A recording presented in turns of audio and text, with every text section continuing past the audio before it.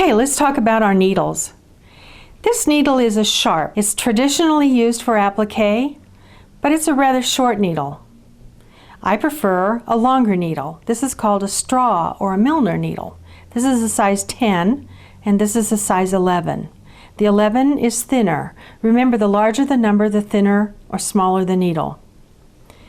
Now the number 10 is not going to bend as easily as the 11, but it also doesn't have as fine a stitch.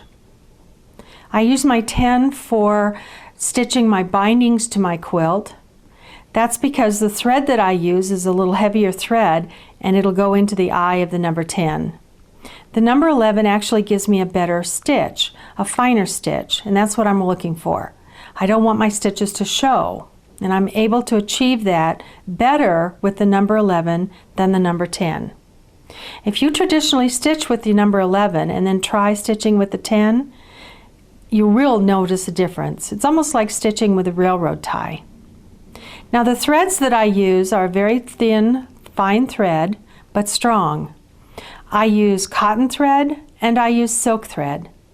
Some appliqueurs will say that a silk is too strong for their cotton fabric, and over time it's going to break down the fabric. And I have to tell you, that time is so long, I'm not going to be around. So I prefer to use a thread that I enjoy stitching with. The silk thread draws through the fabric smoother and much more easily than the cotton thread. There's a little bit of a drag. Okay, so not much, but I notice it. The most important thing is that you choose a thread that matches your applique, never your background. If you use a thread that's the same color as the fabric, it's going to camouflage their stitches and they won't show. And I'm all about hidden stitches.